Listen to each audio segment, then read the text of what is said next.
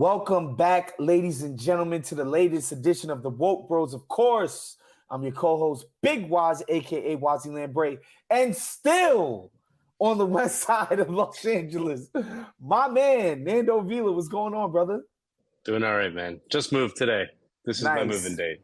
Yeah. Nice. Very happy to be with you. On today's show, we're not going to do too much hardcore politics because let's be honest, ain't shit really going on. After that godforsaken, I talked about it last week, Nando, but like the fact that this debt ceiling fight hinged on kicking people off a Snap, $286 a month for it's America, baby. Unbelievable. Just like beyond depravity. It's whatever. I did enough talking about that last week, but you know, you and I both follow, obviously for work and other reasons, we follow the sports world very closely. The PGA Tour just struck a deal with LIV Golf and the Saudi, basically sports washing investment fund that's like $1 trillion. They've purchased the PGA. I don't know what the hell that's supposed to mean because I'm not going to lie, I've never really paid attention to the intricacies of the PGA Tour. But it feels like it's a huge deal, and it's on the heels of Messi sort of spurning Saudi. And what you said in our pre-production, billions of dollars they offered this guy to play fake soccer in Saudi Arabia that he turned away to come to America and sort of retire, live in Miami and just be an American celebrity and icon.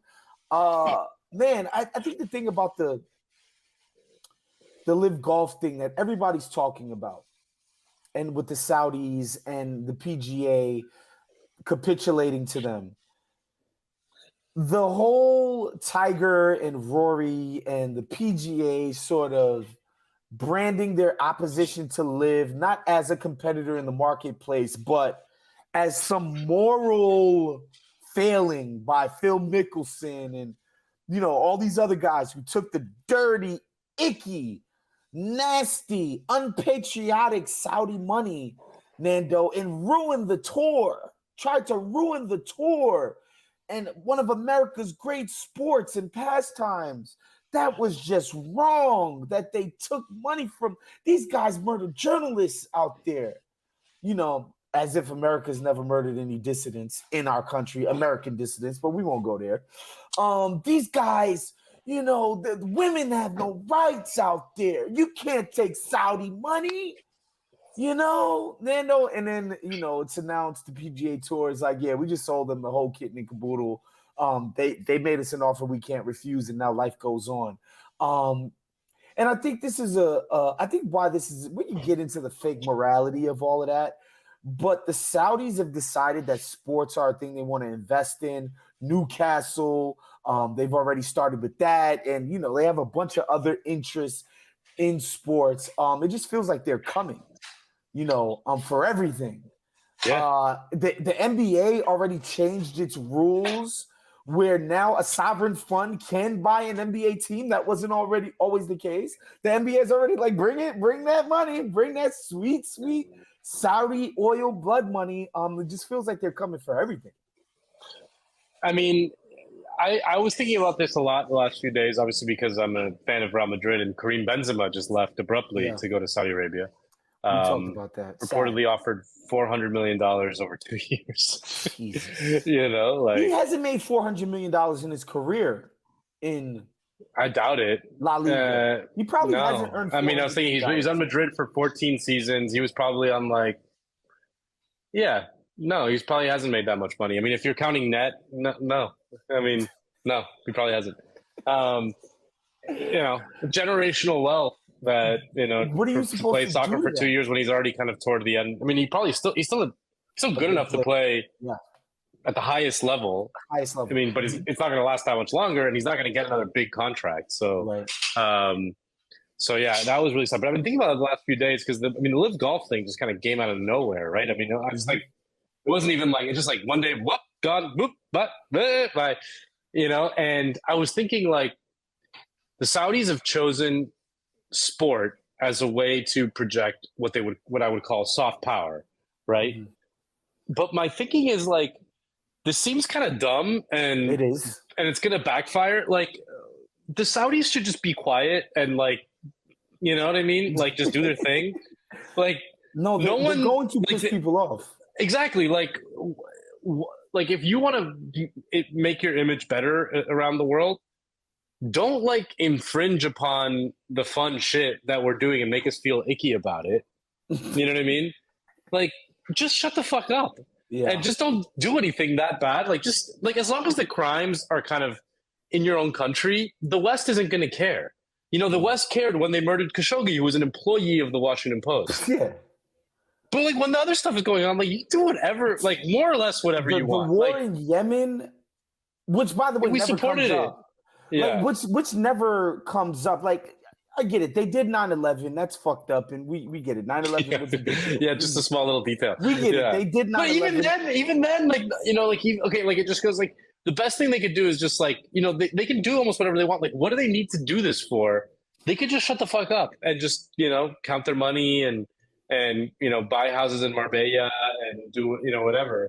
Like, this is, like, actually might create a political coalition in the United States to, like, confront Saudi power.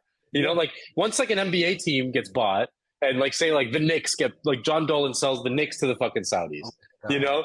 And there's a bunch of New Yorkers who are like, fuck this. $20 billion or something. Yeah, something ridiculous. $100 billion. Who cares? God. You know what I mean?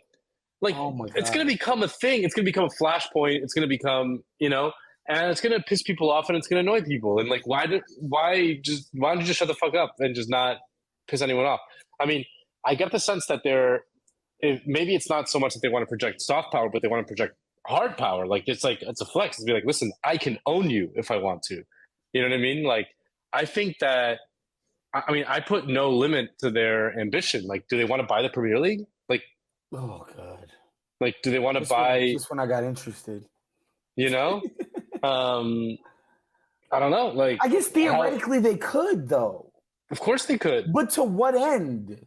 I mean, unless the English government sort of blocked it, which they might, honestly, if it was like that. Like, it became like a matter of, like, queen and country type of thing, or king and country now, sorry. Shout outs to King Charles. Shout outs to King Charles. Yeah. Fresh off the coronation. Yeah, good for him. Him and his fat fingers. And but yeah, I mean, I don't know. Like, they theoretically could. I mean, if money is no object to them, which it's not. I mean, it just shows, like, how warped and insane this world is. You know what I mean? That, like, they have, like, money that's not even. It's just not. Like, you can wrap your mind around it. Real, like, they can just pay. Essentially, they can pay Karim Benzema $400 million to do what Russell Westbrook's going to do in the NBA for the next 2 years. You know what I mean? Be like, but not in the NBA. You know what I mean? Like, be a faded star, still good enough. But Russell Westbrook in the NBA is going to be on, like, middling deals, right? Like, the highest paid player is going to make 60 next year. Westbrook's probably going to make, it's more like LeBron. 15. It's more like the Benzema situation was like, it's like as if LeBron was bought by the Saudis right now. Like, LeBron, is he at his best? No. Is he still an ultra elite player? Right. Yes. You're right. Like, he's at the end, but he's today he's an elite player. You know, Russell Westbrook is no longer elite. He's no longer elite. No. You know, like, this is Benzema, like, this year could be really good still. Like, really, really, really elite. You know, he scored 30 goals this season on an off year because he had injuries. You know what I mean? Like, he's still, you know, like, it's as if LeBron was bought by the Saudis or someone like that. That's still elite, but is old. To go play in a glorified YMCA league. Like, this isn't a real league. This isn't like this. It's worse than going to China. They've actually, like, made that into some, like, kind of league where you, like, overpaid former stars, vets. They'll get overpaid to be in China in a league that's obviously. But people show up to the games, right? Yeah, 100%. Yeah, people show up. There's, like, I don't think the Saudi league has got, like, packed stadiums. I don't think so. It's no, 100%. And it's just one of those things. And, like, I remember hearing somewhere that, you know, the Emiratis are just more westernized than the other Gulf states. Like, they just are more they're smoother.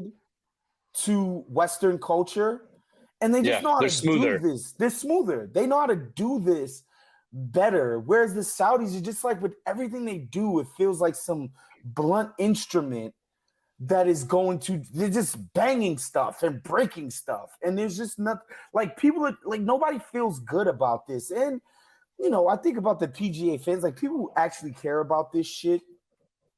I do wonder if, like, you know, aristocratic, elite American people are going to go for this. You know what I'm saying? Like when Jamal Khashoggi and his crew shows up to Augusta, are they going to like that? Yeah, like I mean, not a bunch Jamal of guys Khashoggi, in robes. excuse me, MBS. MBS, yeah. Jamal, rest in peace, Jamal Khashoggi. MBS, the Crown Prince of Saudi Arabia. When he pulls up to Augustus with his entourage, like, are people going to dig that? Yeah. I don't think so. Yeah. I don't think so. It's just weird.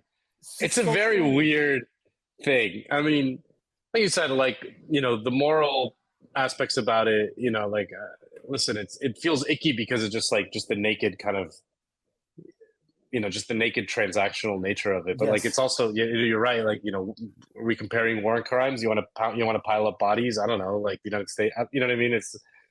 It's a ridiculous thing to do, but that's the thing, right? It's more weird than anything else. I'm not sure why, but like Henry Kissinger's like all over the news this past week. Because he's 100. Because he just turned 100. Oh, he turned 100. It's his 100th birthday. Yeah. Wow.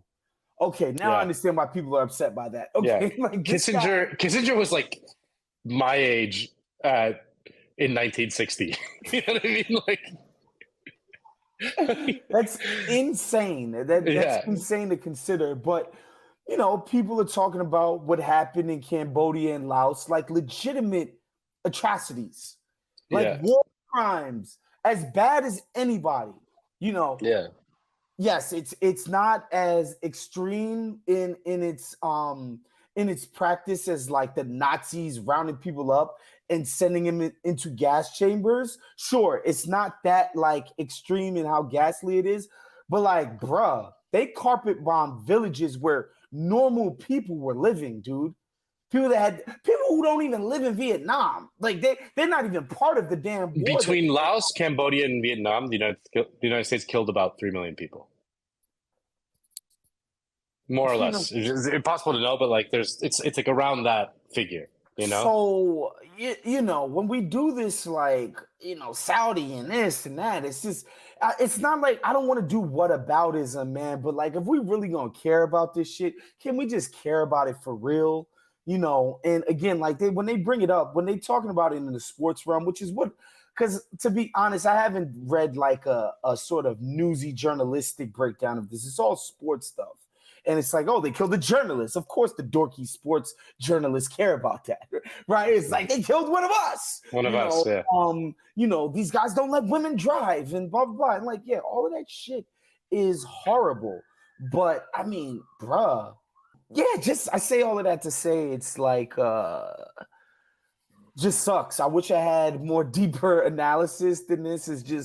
But again, it is weird. It is weird. I mean, okay, if we wanted to do some sort of deeper analysis, it is a reflection of just how much global capital, like meaning just the power of money, has completely won. You know what I mean? Like this was even like imagine the same situation in the 1960s or whatever when America was feeling vibrant and strong and like it had like they would be like, no fucking way, get the fuck out of here. I don't care what the price is. Like you can't buy one of our leagues. No, you know, like our hallowed fucking you're just shit. Not allowed to do that. You don't fucking matter in that like, way. It's just the latest small kind of semi irrelevant thing, but just an example of a kind of weakening of the idea of America that no one even gives a shit, really. You know what I mean? Right. Like that there's just like that, like the American project, no one can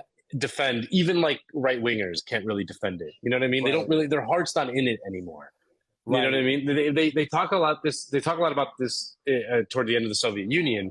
You know, obviously the Soviet Union had a very clear ideological project behind it, which was a kind of global communism, a kind of revolt of the working class over the bourgeoisie. And by the end of the Soviet Union, like kind of in the 80s, they would kind of go through the motions and they would say that, but you could tell that no one's heart was really in it anymore and no one really believed that anymore. But I want to ask you, though. And the same thing's happening in America now. Do you like, no one buys all this shit. Do you think that it's tied to this lack of a foe? Like that we partly. Yeah. That we don't have anybody to hate 100%. It's sort of in the mirror, right? Like it's the Soviets. And then after the Soviets, especially an ideological foe and a worthy enemy is a thing that gets you gets your fucking dick hard. You know what I mean? Like, the global war on terror. Like, no one really gave a shit. I'm sorry. And also, for like 5 years, we did. Yeah, it was like 3 years. It was like 3 years. 5 years we did. Because especially in 5 years. 5 years. 2001 to 6 is when they cared about. Bro, we slapped an American flag on everything after 9/11. Yeah, but it always felt like. Do you remember when Osama Bin Laden was killed and how weird that the whole thing was about? Nobody was really celebrating. It was too late. It was there was people fucking, but they were just going through the motions. It wasn't real. I remember looking at the people that were actually celebrating. Like, that's gross. It's like that shit would have happened in 2002, bro. I would have. Oh my god. Oh yeah. There would have been. Yeah, it would have been 100%. insane. 100%. But that's what I mean is that no one really believes in the project anymore. The shit that we grew up as kids, you look at it now and you think of how indoctrinated we were. I mean, at least I was when I was in elementary school. It was just like, oh my god, America's just the best country. Yeah, that's just it's not even close. These fucking joker countries. But Nando, our parents are immigrants, right? So part of it is they loved it. My mom, my dad, they fucking love America. My dad is a little bit he has a healthy skepticism of the state apparatus, but the country itself, being in America, all this shit they be talking about retiring and I built my crib on the beach in Haiti and blah blah blah. He got that crib. He ain't never there. Yeah. He loves it in America. He loves it here. He loves it here. My mom loved it here. My aunts, they all absolutely love it here, right? Yeah. But they're immigrants. It's different when you know what it's like to live somewhere different, and you come here. You sort of take the stuff that this place has to offer in just a different lens. It's all of the raping and pillaging and colonialism. Who gives a fuck, bro? I got indoor plumbing. Fuck all that. No, yeah, I mean.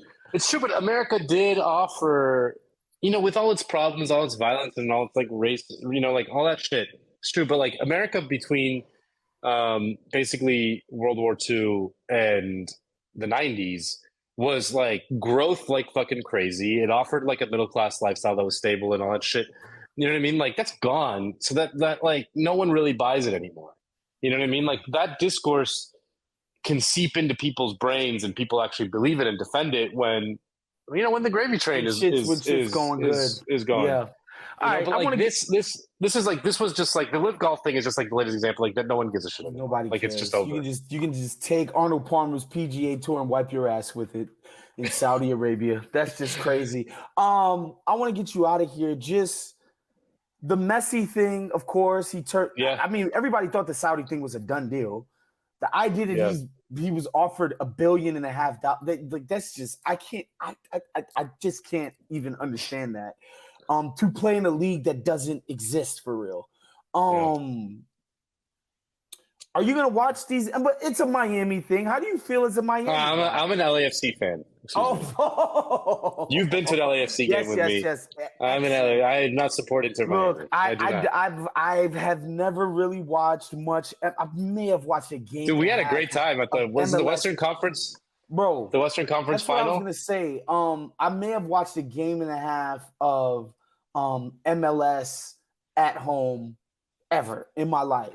As far as live sporting events goes, that conference finals LAFC game, I put that up there with Penn State versus Ohio State, which I was at in person back in what was that? Damn, I'm dating myself. 2005. I put that up there with the finals last year in Golden State. I'll put that up there with literally any sporting event that I've ever attended I would put that LAFC experience with anybody. I think MLS has kind of decided that they're like, we're like just a live local thing. Yeah.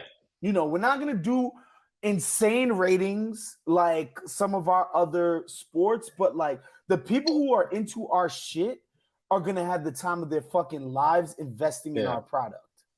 It's super smart to focus on the in-game experience because the NFL is terrible. Like in a stadium, I fucking hate it. I don't know. I don't like NFL in a stadium. It's terrible. It's terrible. And basketball is quite good, but the atmosphere isn't as good. Football is different because the atmosphere is on 1,000 at a place like Penn State, where like if a game starts at 8, the student section started drinking at 10 a.m. And so, in like tens of thousands of drunk people losing their minds over a football game, that's different than sitting in fucking MetLife Stadium and golf clapping the entire time. Yeah, it's different. So I mean, the Messi first of all, you want to hear something funny? Do you know how Inter Miami is doing this year? How are they doing? They're in last place. They're literally in last, they're the worst team in the league. Wow. Like literally. So that's what Messi's walking into. I mean, there's obviously like the whole saga has been kind of sad, and I'm not a Messi fan or Barca fan. I despise Barca. I'm a Madrid fan, but you can recognize that Messi is the greatest of all time and still an unbelievably great player. I mean, he just showed it in the World Cup 6 months ago. Fucking won that shit. That's he won that shit. But the fact that he went to when he left Barcelona, the fact that he went to PSG, I was like, man, why? Like, just like go play somewhere else. Go play like in a real fucking show. How awesome would it have been if he was at Man City? Even they could have paid him, or Liverpool or whomever. Yeah. Liverpool, whatever. Go play for a real team. Yeah. In a real league, have stakes at all of your games. The French league is oof. Yeah, and so Messi has been there for 2 seasons, and now he's going to MLS, and I get the sense that we could have, I don't know, we were robbed of something, that we could have been with the Paris Saint-Germain years. Yeah, that he just kind of was there. No one gave a shit. They fucking sucked in the Champions League, and and then they were out, and then no one gave a shit. It's just like this. He was too great to not test it in a different environment for real. That would have been awesome to see him. Ronaldo went to Juve, and Juve is another big team. Ronaldo's been around. He played Man U. Insane. Right? Yeah, and so that shit matters in a way that the French league, it just doesn't, bro. No, it doesn't. So that was what made me sad. But it was interesting that the Saudis were making a huge run. I mean, they got Ronaldo, they got Benzema. They're paying $40 million a year to N'Golo Kante. Do you remember him from Chelsea? He's just he's a really good player, but he's not I think no one watching a fucking game because N'Golo Kante's in the fucking game. He's just a defensive midfielder. You know what I mean? What are they what the fuck? And then they offer Messi $1.5 billion, and the story is that his wife was no fucking way. Because Messi, respect. Because Messi's family, Messi's immediate family, they love Miami. They rented a house, kind of I know near where I grew up, kind of for a while, and they bought a bunch of property in Miami. They clearly every cheesy Argentine loves Miami. You know what I mean? They fucking love Miami. Though, honestly, honestly, especially as a guy who's got shitty English, he's not gonna need it in Miami. No. He's not gonna need it anywhere. He's just gonna speak Spanish every single day. It's gonna be great. And I think the difference between obviously MLS is a vastly inferior league to the French league. We know that. Yeah. However, one, it's America. Yeah. Okay. As diminished as the brand is, it's still fucking America. That's a one that I think Messi is buying into, right? And and it feels like he's part of a project. Exactly. It's going to be a legitimate phenomenon. I know I'm going to make you take me to that LAFC Inter game. That's just going to fucking happen. You know what I mean? Yeah. And so I think it's going to be a legitimate phenomenon when he goes to fucking places like Portland and Austin and Atlanta and all of these other MLS situations. It's going to be a big ass deal. and I think that part of it matters. Like, as much as MLS is sort of, the fifth of the sports league, and even if it's the fifth, it's like a step kid or an adopted kid. Like, it's not really one of the big dogs for real. I do think legitimately this thing is going to have juice when it gets rolling, and people are going to be excited about what's happening around him and the team and all of that stuff. Yeah. I mean, it'll be interesting to see if he can turn their season around.